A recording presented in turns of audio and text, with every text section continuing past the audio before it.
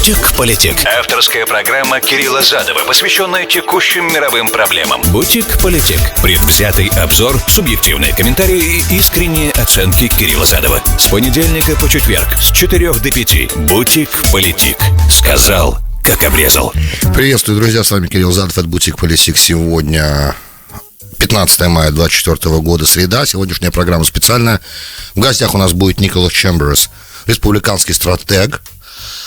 Мы поговорим о процессе над Дональдом Трампом, криминальном процессе, где Майкл Коэн давал показания последние дни.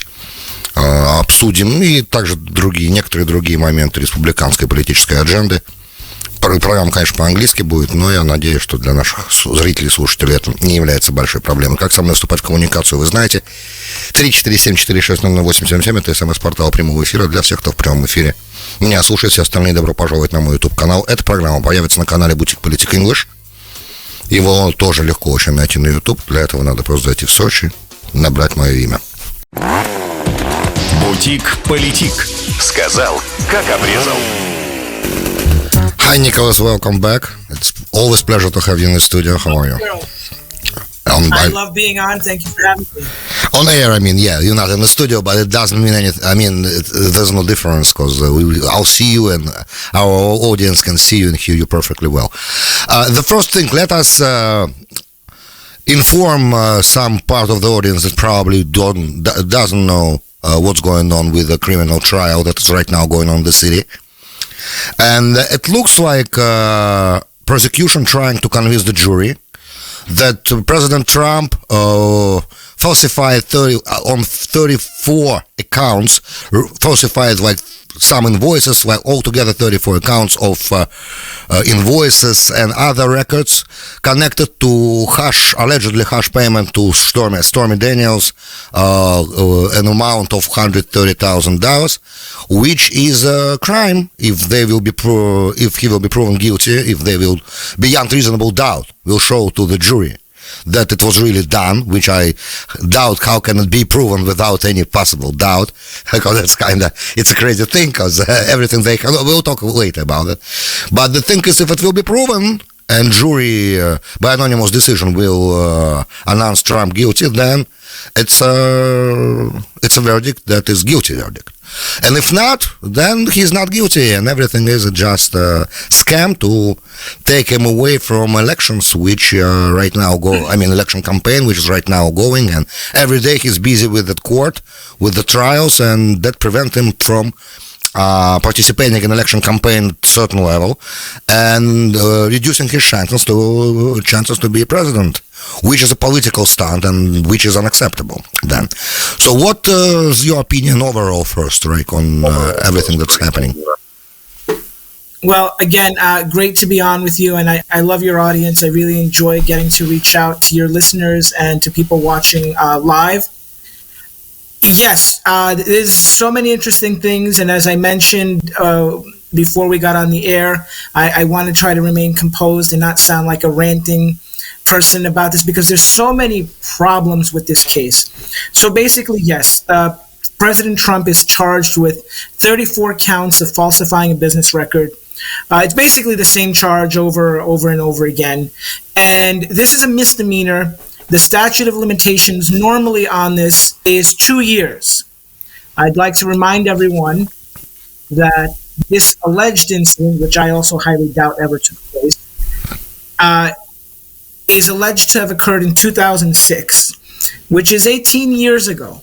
Now, of course, anti-Trump lawmakers, anti-Trump prosecutors will try to discuss COVID and the tolling of the statute of limitations, but essentially... I'm sorry, sorry for interruption right at that particular point, but the payment happened in 2016, allegedly. Right. So it's not the affair that matters. What matters, it does matter also, obviously, but the payment to keep her silent, allegedly, by the opinion of prosecution, happened in 2016 during the election campaign, so that's 8 years. 8 years, right. So the non-disclosure agreement was effected in October of 2016. The indictment was handed down 7 years later, more than 3 times past the statute of limitations. However, there's issues about tolling and that you can revive the statute of limitations. Let's not go down that path. We'll be there. We'll be here for a long time. No, however, obviously. I'm sorry again. But obviously, if that would be an issue, there would be no trial because we live in. This is something.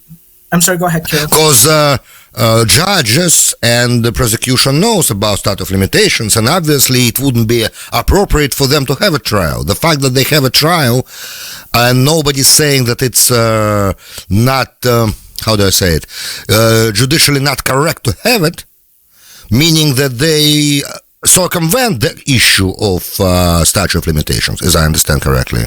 For now, but very esteemed law professors like Harvard law professor emeritus Alan Dershowitz and Professor Jonathan Turley from Tulane Law School have pointed out that the statute of limitations is still a very real issue in this case that may be raised on appeal. On appeal, I see. No problem. I'm sorry for interruption. Yes. Right. Uh-huh.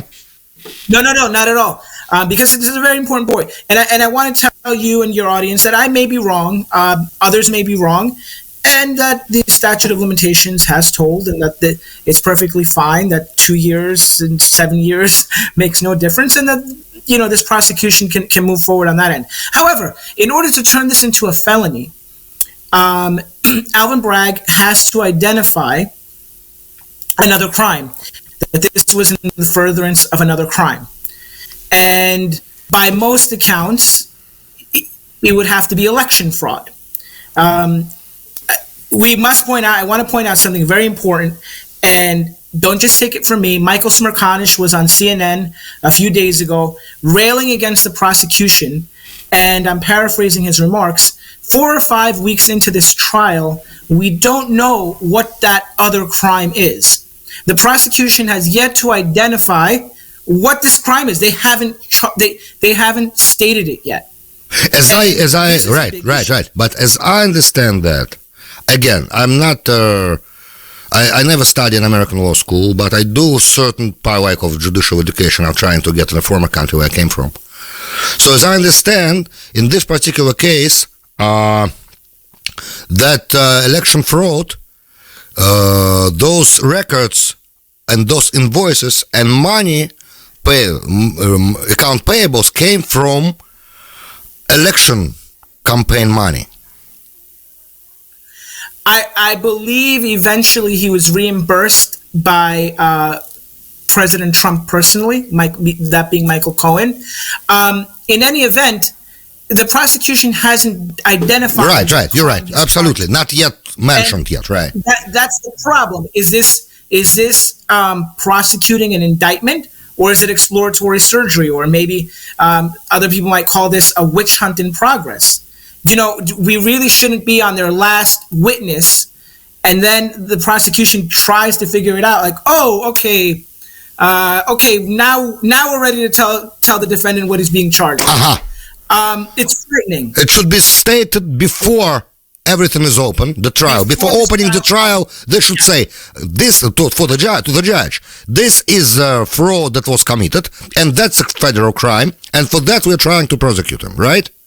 It cannot be that in the process of questioning, cross-questioning, and whatever witness can say, then we're going to figure it out in the end that that's a crime. You have to come to the judge with certain things that you already think is a crime, and that's why all the process started, right? Otherwise, you have no right to have that trial. I mean, we're in this several weeks. They're on their last witness. We don't know what's the underlying crime here. Now, like you said, and others have speculated or suggested, this has to do with election fraud. Okay, so if this is election fraud, that's a federal case. By the way, we all know, or most of us know, that the Justice Department looked into this extensively and declined to move forward with this case. Bragg had looked at this previously and declined to move forward with this case. So, if this is election fraud, Bragg does not have jurisdiction to try this. It's a federal case. So, even even if we were to put all of that aside, okay, and obviously many people are not comfortable with just ignoring this, but for the sake of argument, we've seen now a parade of witnesses, and they've proven nothing so far. No, first of all, I want to ask you this before we start with witnesses, because that's a huge thing. Who are the witnesses? Main witnesses: Stormy Daniels herself and Michael Cohen himself, right? So she is a porn star who accepted the money and went into agreement, allegedly, even by the word of the mouth of the prosecution, of attorney Bragg, state attorney. She is the person who took the money to keep her mouth shut, and then she opened the mouth and was a fame seeker and trying to draw attention to herself, and was desecrating the agreement. So first of all, she is a porn star, which is a person with, let's say, questionable morale.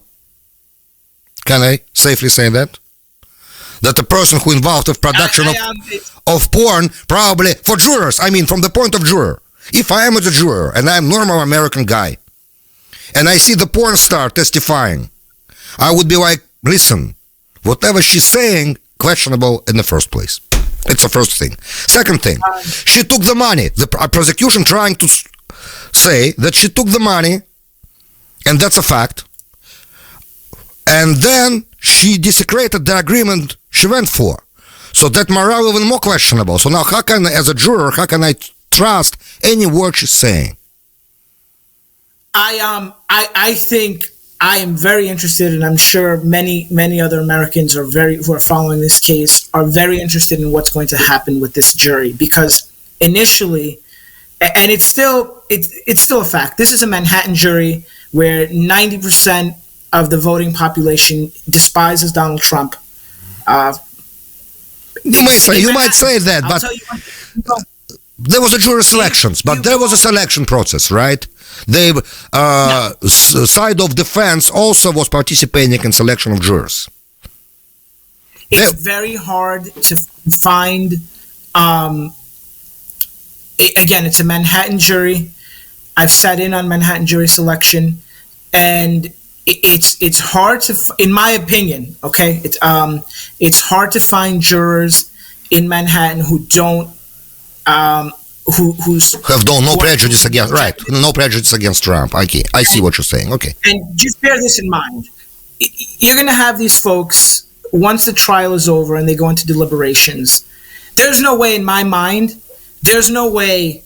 I don't care what happens in this trial. I mean, short of some bizarre confession, there's got to be right now.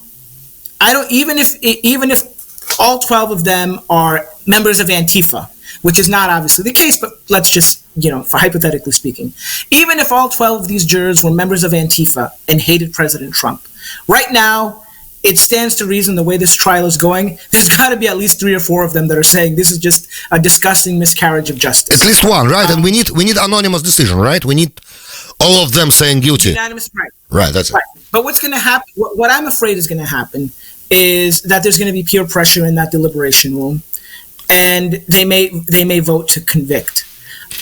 I have to say right now, at the beginning of this, I was very pessimistic and skeptical. I've got to say, I think myself, and I'm just speaking for myself, and other people are just watching this and following this and listening to this testimony, reading about the testimony. How in the world do you convict? That's just bizarre at this point. And it's funny you said about Stormy Daniels. I was listening to Michael Davis in a BBC interview, and he used much more colorful language to describe Miss Daniels. So it's very interesting. The BBC correspondent anchor was turning different shades of red and purple on the air. But yeah, just to follow up on what you were saying about these witnesses, is they failed to convince anyone. The defense has blown holes through each of their testimonies. I mean, it's pretty sad when you have to figure out who do I believe more or less? Stormy Daniels, who's changed her story about this 5 times now, or Michael Cohen, who's selling T-shirts with images and Trump in orange and jumping in an orange suit, and coffee mugs with Trump in orange suit already. He's selling around. But hold on, before that, I'm sorry for interruption. It's so funny. It's ridiculous. I live in a community with a number of prominent lawyers, successful people. And when we discuss on the Shabbos table, we're discussing sometimes, unfortunately we shouldn't, but we do, discuss that case, because it's not a normal conversation and when religious rituals are done. And we discussed that, and people saying listen, there is an episode in her testimony, she's saying I came up in the room and I found him in a t-shirt and in underwear, and I got scared. And guys saying listen, she's a porn star. What do you mean you got scared? You seen a man in a t-shirt and underwear. What to be scared of if you're a porn star? I mean, you seen people dressed much less clothes on. So what's going on here? Why are you saying those things? It's ridiculous. It's a nonsense. It's nonsense. Everything is nonsense. It was gross. Just what, and by gross I mean what the prosecution was trying to pull. This testimony should have been tossed by the judge on his own. There's going to be some argument about whether the Trump lawyers needed to object. This and some other things which I don't even want to repeat. Some claims she made. Basically, it was an attempt to prejudice the jury, and I think this was. But that's always done, right? I'm sorry, but in any process, that's how it's done, no? No, it violates Rule 401C, not 401C, Rule 401 of the Rules of Evidence. There's no reason to discuss, to give these details. They have no bearing on the case. What does her recollection of who he allegedly compared her to, and what he told her during this alleged but they can always argue, Nicholas, that all those details are needed to establish the fact that they did have a affair. Those details needed for this. But he's not on trial for having an affair. Right. He's on trial.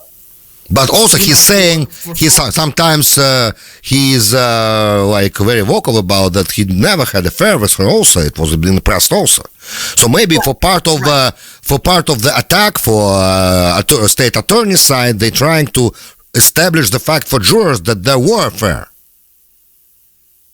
I don't think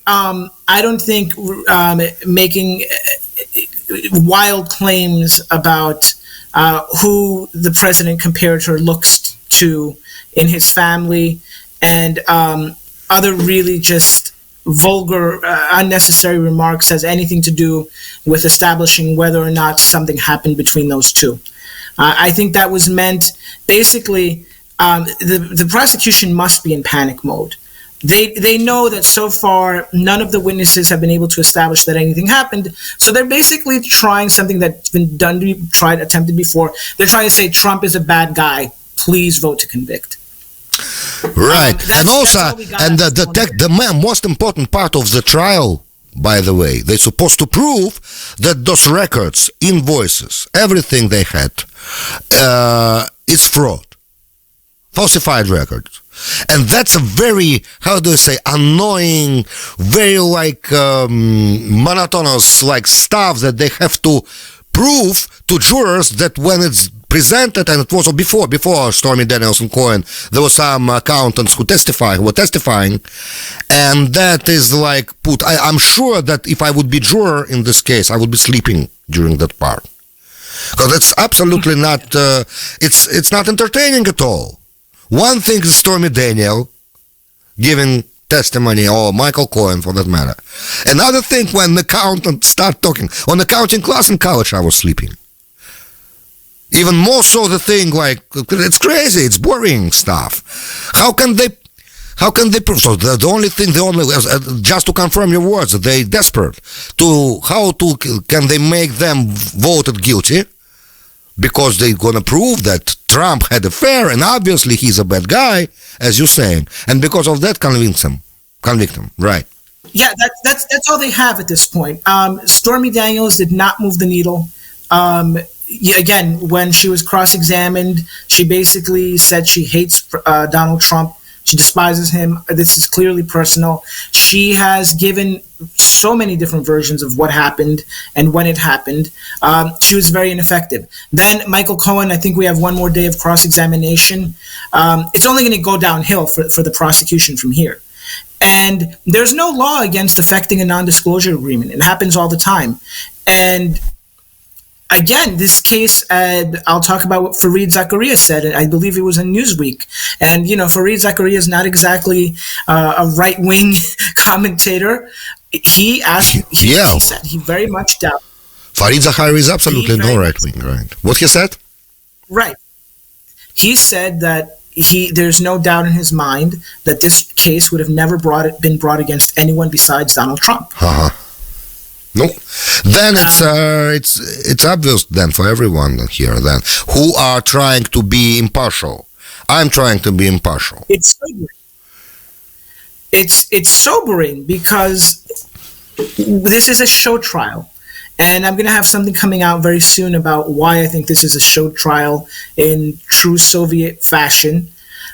They're trying to make an example out of President Trump to destroy his political career, but I think obviously this has been a disaster politically for the Democrats, right. Biden, because the public sees this, and the media is in the tank against Trump, and the mainstream media, that is, and the Washington Post. Right before I got on, I don't know. I didn't read the article, so I don't want to make any misrepresentations, but I just saw this headline blast. Public warming to Trump prosecution. That's because I don't know how they're trying to spin this, but in a recent poll, I think only 22% of Americans thought that President Trump would be found guilty in this case, and only in another survey, I think only about a third said he should have been put on trial in this case. I think, if my memory serves me correctly, either more Democrats thought he shouldn't be put on trial, or it was a 50-50 split. Obviously, he's winning Republicans, but most independents don't believe this trial should have taken place.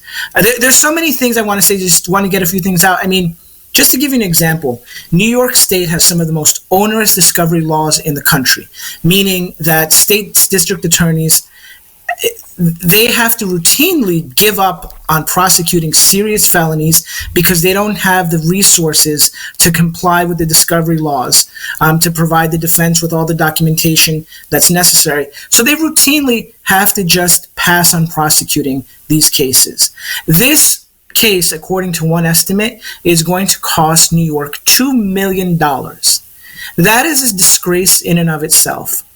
That in this time of need, they're spending, this is a campaign expenditure. That, I would argue, might be considered an illegal campaign contribution. I mean, we're taking a case that happened, a supposed incident from 2006, whose statute of limitations ran out in 2018, 2019. Okay, just to play devil's advocate, let's say the statute of limitations didn't run out. How are you going to prove? And again, maybe the prosecution will come up with some magic and we'll all be illuminated and understand this. But you're going to have to convince 12 people to send this person to prison because they have to believe, again, unless they come up with another theory of prosecution, but you would have to believe that no, Donald Trump was much more worried about this lady harming his electoral chances when he wasn't worried about all the other accusers harming his political chances in 2016. He just singled out on this one woman, right? He was so terrified. Or, you know what? Maybe he was just like, I really love my wife. I love my kids. I love my family. I don't want them to be put through this again. Here's some money. How much will it take? Let's make this go away. That's not a crime. It's not a crime to have to affect a non-disclosure agreement. So you're basically going to have to convince them and the American people that Trump was actually much more worried about this one person harming his electoral chances more than the others, and that this wasn't about his family. I personally think that this was about his family. He had the means to make this woman just stop, and he did it. And then you're also going to have to prove that he knew what he was doing was illegal. And if you work on campaigns, if you work with candidates, even seasoned CEOs and accountants who run for office, these laws sometimes are complicated. A lot of accountants, political accountants, campaign finance, treasurers, lawyers, they don't always know the rules. So again, I mean, this is grasping at straws. This is a complete waste of time. We don't know what happened. Am I saying that it's impossible for the prosecution to be valid? Nothing is impossible, but it's certain that this is a waste because no matter what, we have better things to do. We have more serious cases to prosecute. This is just about basically executing his political career so that he can't run. But the question is, what do you mean by he can run? He can run even if he's convicted, and even if he's. Well, yeah. Let me rephrase this. So they're banking on it if he's convicted, that that it will affect his popularity with the American people. It seems to be backfiring and not working at all. But I don't think going in. I've got to say, I think obviously hindsight is 20/20. If they knew that the trial would be going this badly for them, if they knew that the American people in poll after poll would express their disapproval, I think this case would have never been tried. It is just so. I think and this might backfire with the jury. They're just trying to humiliate this man. They're having porn stars go up and testify, making these salacious claims, throwing everything at him, hoping something will stick. I can't imagine how 12 of those jurors are all going to vote to convict as of now. I would be shocked. I think that it's going to work against them because eventually, against Democrats, because eventually people see that whatever they're trying to do is just to prevent him from becoming the president in any means possible, and that is going to work for Donald Trump. That's what I think going to happen. It's not going to work in New York anyway, because we know how New York is going to vote. New York City. But overall, it's national attention is drawn to it. So I think, in the end, they're going to lose because of that. They should learn that lesson 2016. They didn't learn it. The more they say it's a bad guy, the more people want to see the real truth. And the real truth is that, listen, he was a very successful president from 2016 to 2020 in many aspects. So I think they're going to do the right choice anyway. We have to interrupt for commercials right now and come back. Please don't go away. Please stay with us, guys. Just to remind you, Nicholas Chamberas, Republican political strategist, is with us tonight. Politic. Сказал, как обрезал. Nicholas, welcome back. Just to remind our audience, Nicholas Chamberas, Republican political strategist, right now with us in Politic. Now I would like to switch to international agenda of our administration a little bit. How do you see the decision of administration to delay the shipment of munitions to Israel for the reasons they mentioned of operation in Rafah, and they don't want to have another 30,000 Palestinians dead? How do you? What is your comment on this? I think one civilian death of anyone is too much, but it's horror. Wars are horrific. I think it should be noted that Israel has taken enormous measures to avoid civilian casualties, despite the propaganda coming from the Hamas side. I also want to say that I don't like some attempts by radicals to try to dehumanize some Palestinians. you know, these are people. Hamas are not, in my view, Hamas are despicable individuals that we should not, when we're talking about Palestinians, we're not talking about Hamas. When we're talking about Hamas, we're not talking about regular, ordinary Palestinian people. That being said, I think the Biden administration's weakness and just mixed signals, confusing signals, is going to prolong this conflict. Already. And the longer this... It's already done.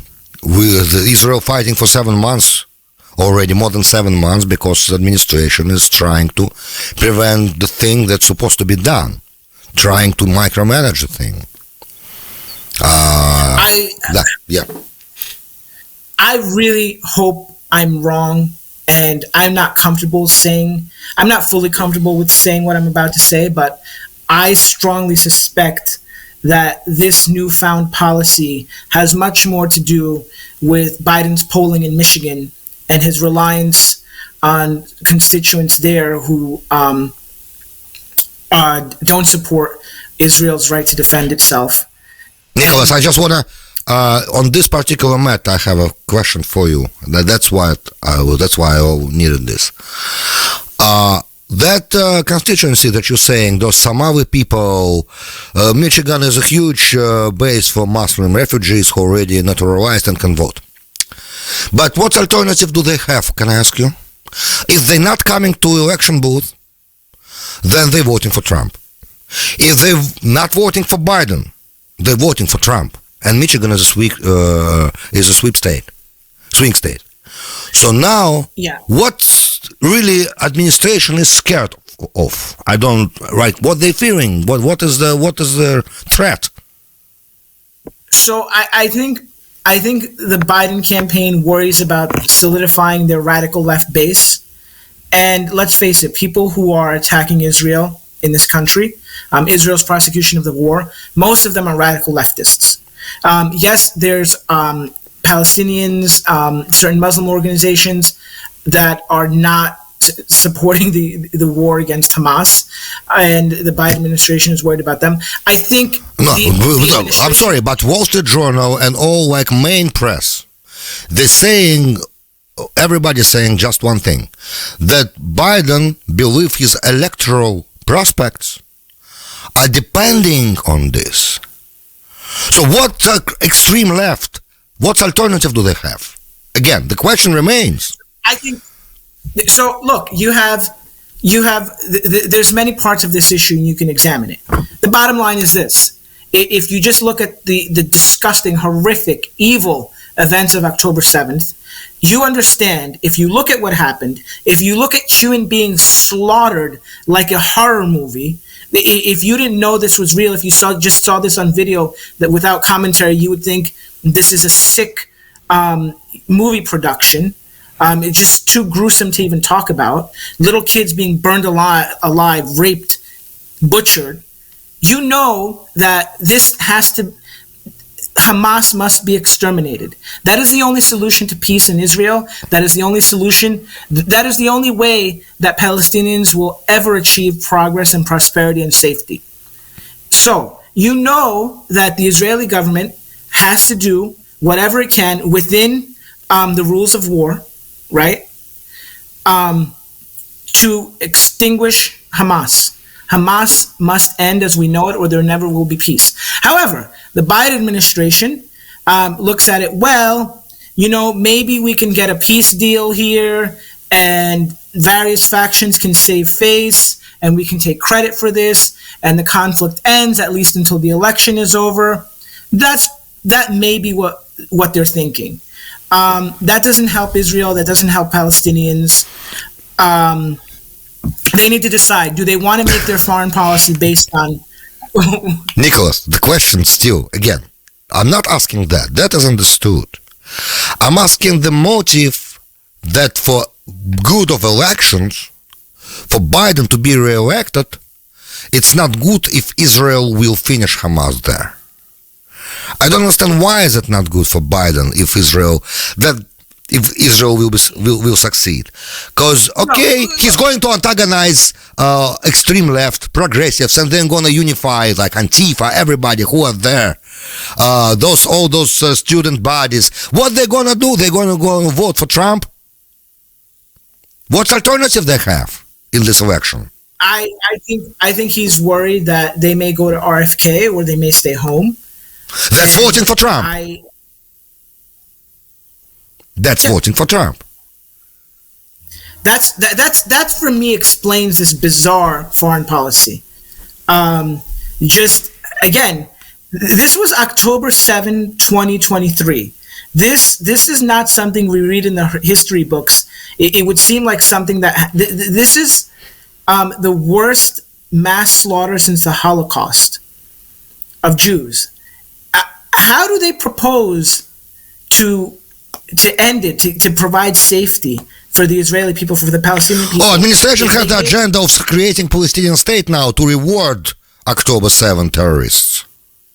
That's what they say now. Now is the time to create a Palestinian state, basically, what they say. Give us a plan. Yeah. Let's talk about creating Palestinian state, they say to Bibi. This is crazy. Everything is crazy now.